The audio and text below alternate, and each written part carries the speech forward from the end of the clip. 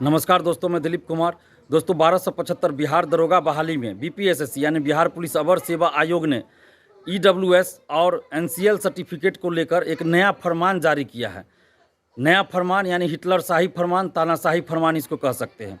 ऐसा मैं इसलिए कह रहा हूँ क्योंकि कोई भी वैकेंसी निकलती है, आप कोई भी वैकेंसी उठा के देख लीजिए, कोई भी वैकेंसी अगर निकलती है तो उसमें ईडब्ल्यूएस सर्टिफिकेट हो, जाति प्रमाण पत्र हो, एनसीएल हो, इन सब डॉक्यूमेंट्स की मांग जो की जाती है वो फॉर्म भरने से पहले, यानी कि जिस तिथि को हम फॉर्म भर रहे हैं उस तिथि से पहले तक का बना हो या उस तिथि तक बना हो, ऐसा डिमांड किया जाता है। वो भी विज्ञापन में लिखा हुआ रहता है।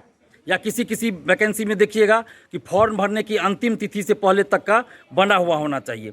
या किसी किसी वैकेंसी में ऐसा भी रहता है कि पीटी हो गया, मेंस हो गया, और जब मांगा जाता है एनसीएल और ईडब्ल्यूएस तो उस समय भी बनवा के आप दे सकते हैं।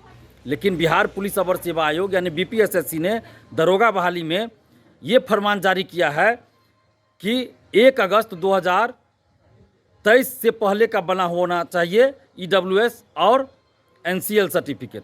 अब आप सोचिए कि 30 सितंबर 2023 को विज्ञापन आया, 30 सितंबर 2023 को विज्ञापन आया, तो अभ्यर्थी 1 अगस्त से पहले कैसे बना लेंगे एनसीएल और ईडब्ल्यूएस सर्टिफिकेट? अभ्यर्थियों को तो ये पता नहीं था कि भाई 30 सितंबर को विज्ञापन आने वाला है, और संभवतः 5 अक्टूबर से फॉर्म भराना शुरू हुआ 2023 में। चलिए फॉर्म जब से भी भराया जाए, लेकिन विज्ञापन आया 30 सितंबर 2023 को, तो उससे पहले कोई कैसे बना के रखेगा पहले से? किसी को तो ये पता नहीं था कि दरोगा की वैकेंसी आ रही है, क्योंकि पिछले 1.5 साल से ये खबर चल रही थी कि दरोगा की वैकेंसी अगले महीना आ रही है, अगले महीने आ रही है, और वैकेंसी तो आ नहीं रही थी। और बीपीएसएससी ने कोई डेट तो दिया नहीं था पहले से कि फलना तारीख को वैकेंसी आएगी और इस तारीख से पहले आप ईडब्ल्यूएस और एनसीएल बना के रखिए। ऐसा तो बीपीएसएससी ने पहले नहीं कहा था। अगर ऐसा ही था तो बीपीएसएससी को चाहिए था कि वो जुलाई में एक नोटिस जारी कर देते, जुलाई 2023 में एक नोटिस जारी कर देते और बता देते कि 1 अगस्त से, यानी कि 1 अगस्त 2023 से पहले आप लोग ईडब्ल्यूएस और एनसीएल जाति प्रमाण पत्र बना लीजिए। लेकिन ऐसा तो बीपीएसएससी ने नहीं नोटिस जारी किया था। तो फिर अभी अचानक से कैसे बीपीएसएससी कह रही है कि भाई 1 अगस्त 2023 से पहले का हमको चाहिए ईडब्ल्यूएस और एनसीएल? तो ये बिल्कुल तानाशाही, हिटलरशाही रवैया है। और बीपीएसएससी का देखिएगा, हर एक दरोगा बहाली में कुछ ना कुछ वो तानाशाही काम करती है, हिटलरशाही काम करती है। एक नया नया तरीका ढूंढती है कि मेरिट वाले अभ्यर्थियों को कैसे बाहर करे। तो हम कहना चाहते हैं, बिहार सरकार से मांग कर रहे हैं, नीतीश कुमार जी से मांग कर रहे हैं, और बिहार सरकार में जो उप मुख्यमंत्री हैं उन लोगों से भी ये मांग कर रहे हैं, और बीपीएसएससी के चेयरमैन सर से हम मांग कर रहे हैं कि आप अभ्यर्थियों के साथ न्याय कीजिए। इस तरह से व्यवस्था नहीं चलती है कि जब जो मन हुआ आप मांग कर दिए। ये एकदम बिल्कुल गलत मांग है।